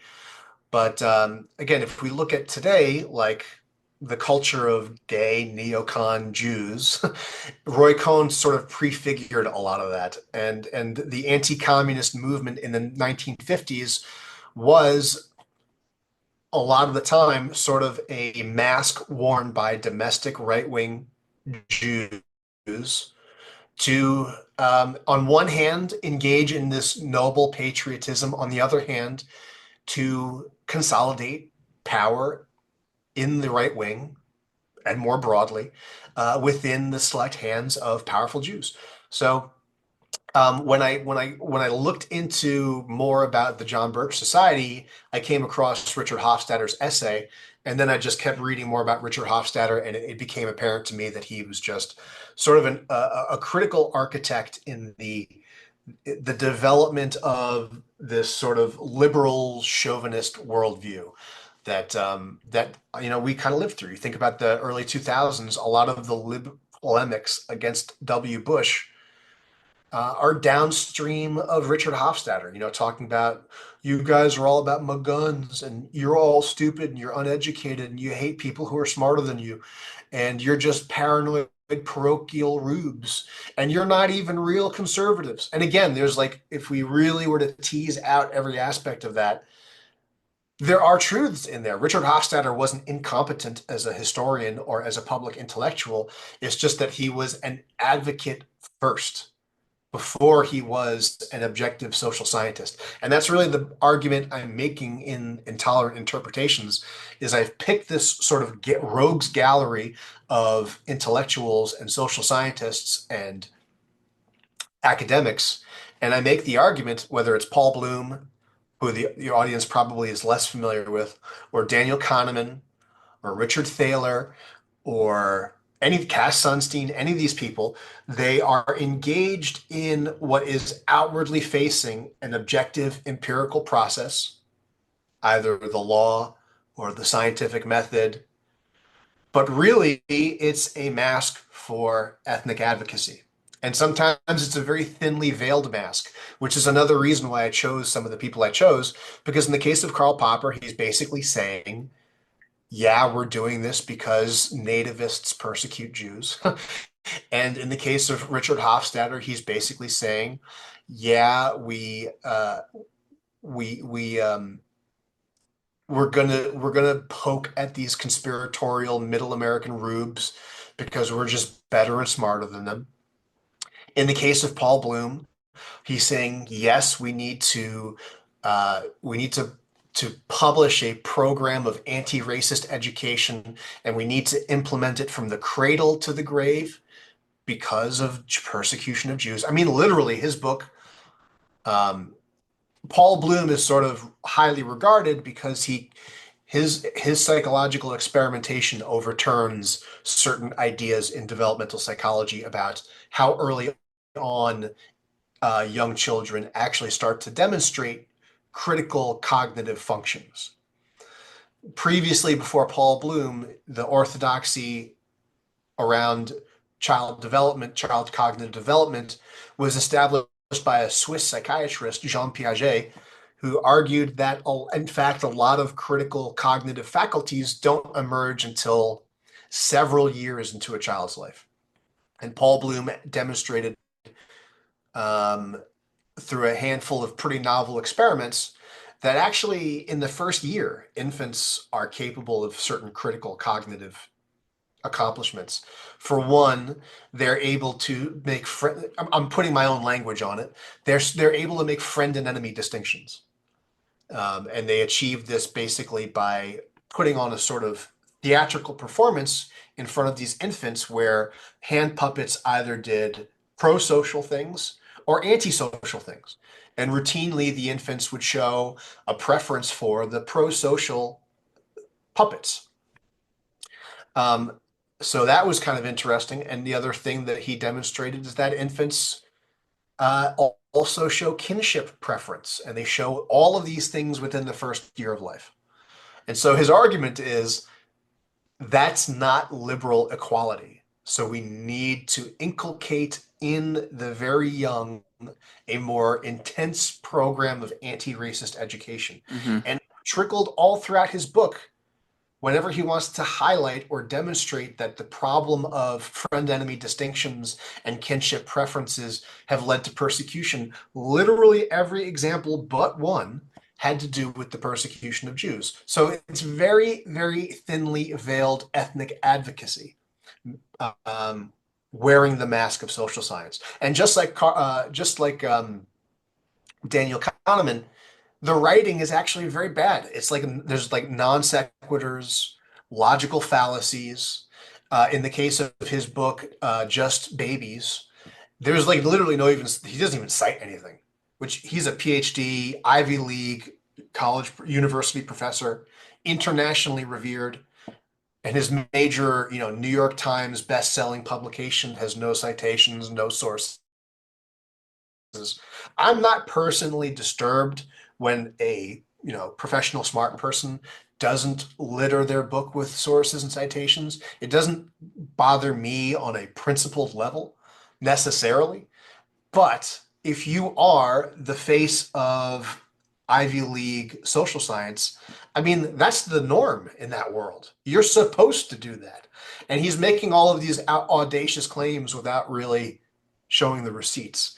So I chose these guys for a handful of reasons, either because they were emblematic of their disciplines, or because they were very bad at making their arguments, or because they very transparently demonstrated that they were using the social sciences as a vehicle to establish effectively Jewish supremacy. So hopefully your audience sees the value in that. I think for the most part, I think the book accomplishes a lot of firsts. Um, you mentioned Jonathan Haidt before. Jonathan Haidt, I also critique. Jonathan Haidt's the moral, the righteous mind. And he's actually one of the examples that doesn't conform to what I'm saying. But nonetheless, his arguments about human psychology, liberal and conservative moral psychology, I think were fallacious. And I chose him partly for the same reason I chose Daniel Kahneman, or in addition to one of the reasons I chose those two guys, is because they are they're relatively newer works, 21st century works. They were both well celebrated, widely received. And I've really never seen anyone try to critique them.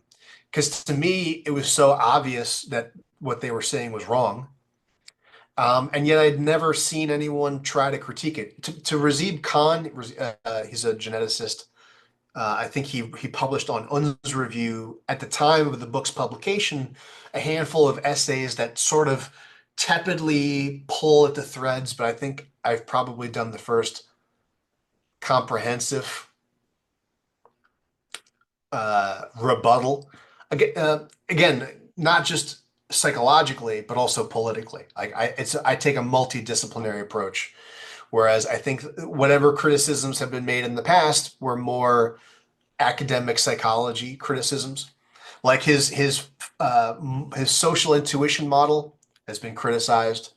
His moral foundations model has been criticized, but they were criticized on technical psychological grounds, which is sort of just like, academics hemming and hawing over minutia, which isn't to say again that like that's wrong or invalid, but I don't think anyone's taken this 30,000-foot view to look at exactly what was wrong with the arguments that are presented and how it fits into this broader trend of dysfunction going on in this country. So I'm really proud of it. I think it's probably the best book I've done. It's probably the last book I'll ever do. So I would encourage your audience to check it out. What makes you say that? Ending on that note, making it being your last book. I I don't really have any other thoughts kicking around in my head, and these three books have basically everything I've thought about over the last 20 years of my life, 25 years of my life, are basically in these books. And I kind of feel like I've gotten everything out. Maybe when I'm 60 or 70, after another 50 years, 40 years of living, I'll have more things to say, but I just kind of feel like I've said everything that's worthwhile for me to say. And certainly everything I'm qualified to talk about. You know what I mean? I mean, I could write junk about other stuff, but MGTOW. yeah. Well, just to address that. I mean, while I've personally hopped off the men women thing, it actually feels like it's becoming a much more relevant issue again, all over again. Yeah.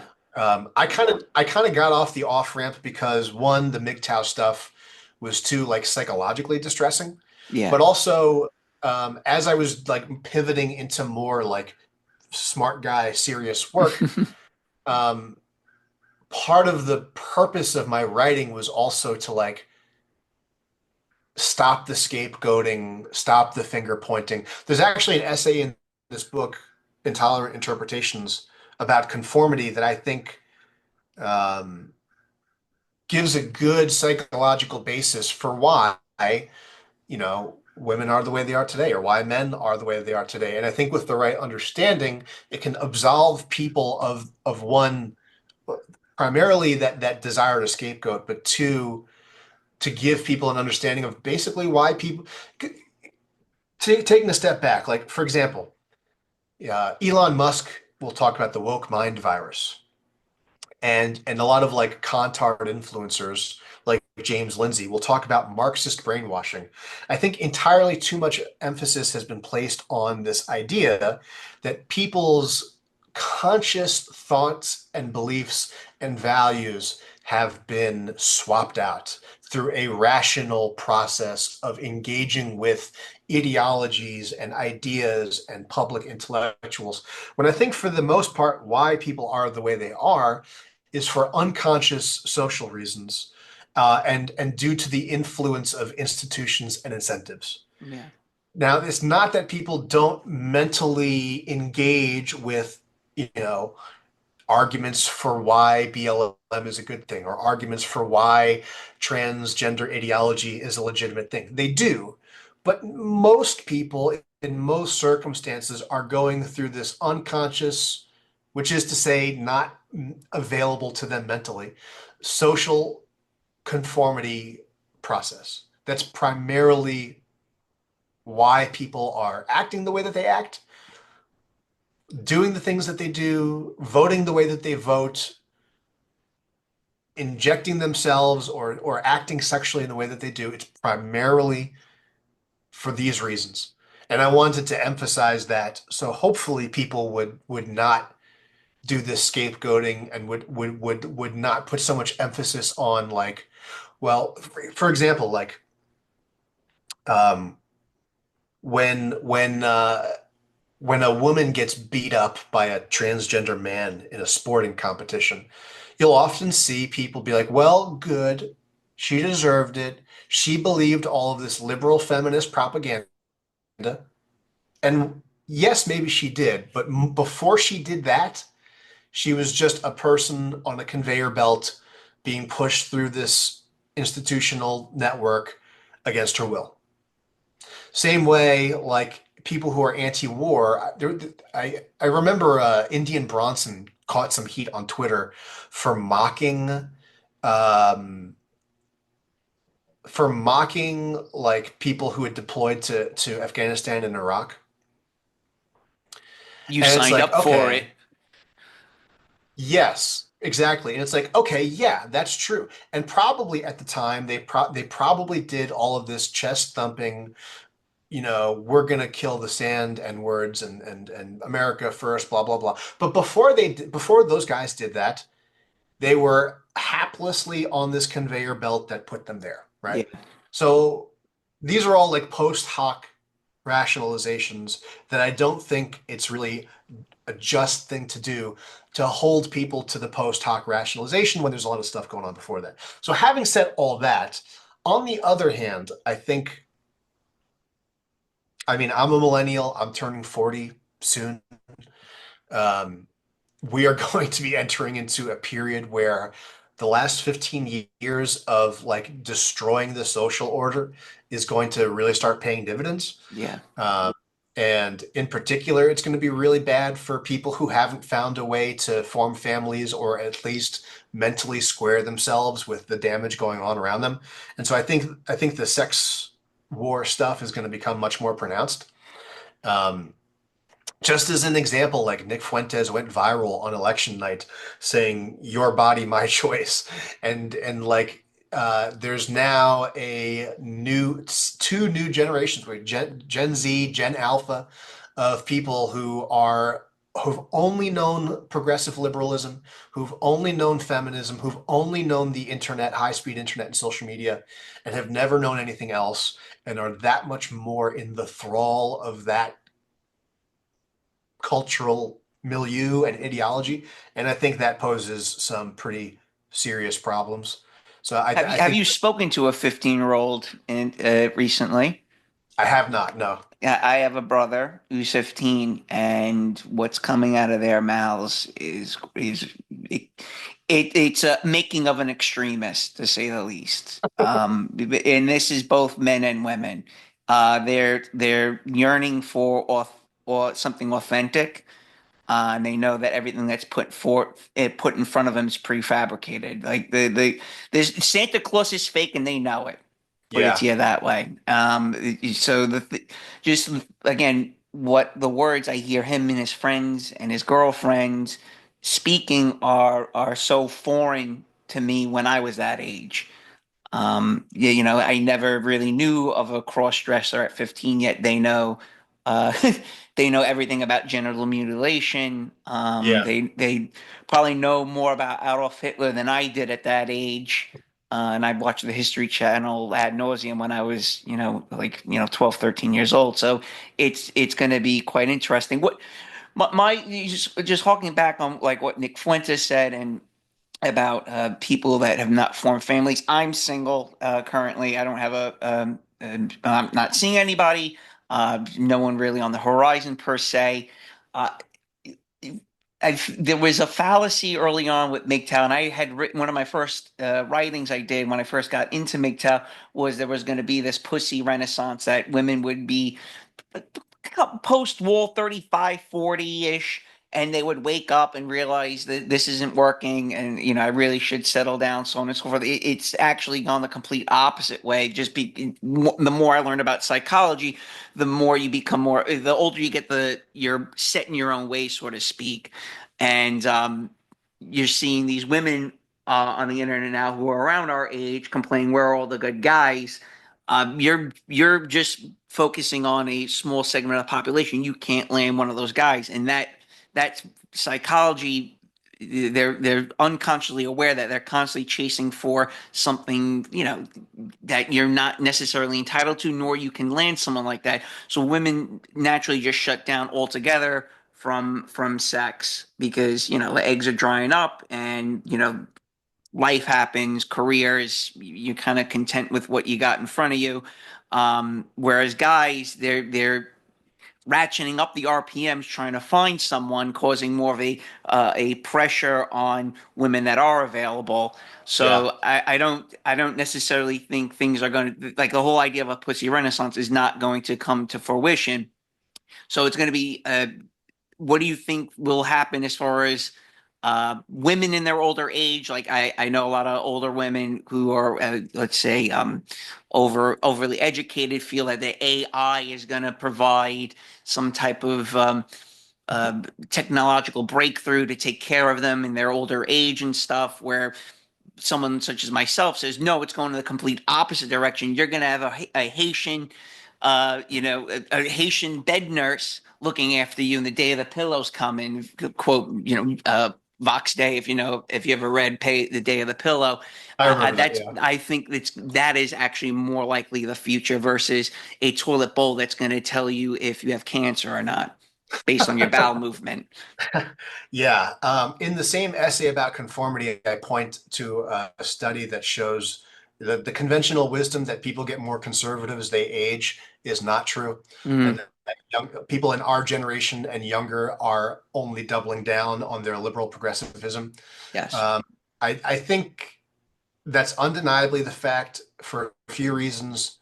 It has to do with the atomization problem. People just don't have communities. Like what has, and just to just speak from the heart for a second, like what has pulled the only things for the most part, or the big things, I'll put it this way, the big changes in my life that happened were against my will. The big transformative things that either pulled me out of the smoldering wreckage I was destined for, all happened against my will. So in other words, there was an intervention that took place. And because of that intervention, I was able to course correct. I was able to self-reflect. I was able to course correct. I think even the most, self-reflective, inquisitive, humble person, there's an upper limit on how much you can really change your own trajectory. And for most, in particular for women, not maybe for most, but in particular for women, that external social pressure is not on the horizon. It It's not. hasn't. It's non-existent. Yeah, it's not there. Her It own hasn't been there. immediate family is not saying, "Hey, you know what you're doing is wrong." It's up to the individual what they make of their lives. Yeah. And the other thing too is people just are, I think, in the face of knowledge that someone is suffering, people default to, well, whatever is going to make them happy, which I understand. And like in the past, I had like maligned that attitude, but it's very much a sort of compassion. It's sort of like a basic naive compassion that people have. Well, Stacy, she just Doug left her at the altar and then she was alone for 10 years and well, she's with this Indian guy and I really don't like that, but I'd rather she not be alone. She looks like she's happy. Like I understand that, and that's not really something that should be. It's wrong. It's not really something that probably should be maligned, but it's wrong. So I just think that external pressure is not going to be there, and the same thing that's happening to men is going to happen to women. And in fact, there's a lot of academic literature that has basically pivoted away from like examining toxic masculinity, incel culture, men dropping out of school, men dropping out of the labor force, men self-medicating. Yeah, bowling alone, all that type of jazz. Yep. Is moved in the direction of looking at like radical feminist subcultures and finding basically the same, maybe not the joblessness and like the dropping out of higher ed, but all of the same social markers and mental health markers. They're seeing that among ideologically radical feminist women. So, Well, the reason why you're seeing it now is now you have millennial women that are again like 40, and you're yeah, like, why are you single and miserable? Because at 25, no one's really paying any attention to her, right? She's living her best life. She's, banging Chad. She's working a great corporate job. She's traveling the world, right? She's out with her girlfriend. She looks generally happy. And then, you know, in your 30s, you see that, your looks are fading and you're pissy and you're complaining there's no good men. And I think a lot of people, both older women and men across the board, are looking at women like that, like, no, you fucked up. yeah. As far as a prognosis, I think it's going to be bleak. I would expect higher suicide rates. I would expect possibly even more out of wedlock children, probably not with white men. I would expect more harpy spinsterism. I would also expect probably more of this histrionic political. On the one hand, I feel like the general trend on the left post-election seems to be disengagement from politics, more engagement with parapolitics, like getting mad about stuff they see on TikTok, but not so much like in 2017 there was the pink pussy hat riots. Like they're not doing that anymore. So like we're gonna organize, I am woman, hear me roar. There will be less of that. On the other hand, I think they will only further polarize, but I think that's all I'm Well, really willing I think men are better in solitude. I truly believe men operate better in solitude at an older age. Yeah, they're grouchy, and they hold a grudge. But what we haven't seen is women at this age, women in 50, 55, 60, with no one around them, right? You Yeah. don't necessarily, guys have friends, women, it's more of a who's doing better than your other a hot girl surrounds herself with ugly women on purpose, so to speak. So you're not necessarily going to have that type of camaraderie amongst women. As I say, women don't know how to unionize. Men know how to know how to unionize. So when a woman who's 65 years old, you have onlookers, you have grandchildren, you have in-laws, so on and so forth. You will not have that. Men are used to being alone and can operate alone. I think the problem, women won't realize their mistake till it's much too late. Where Yeah. guys are, such as ourselves, we realize what we're up against. We understand what's at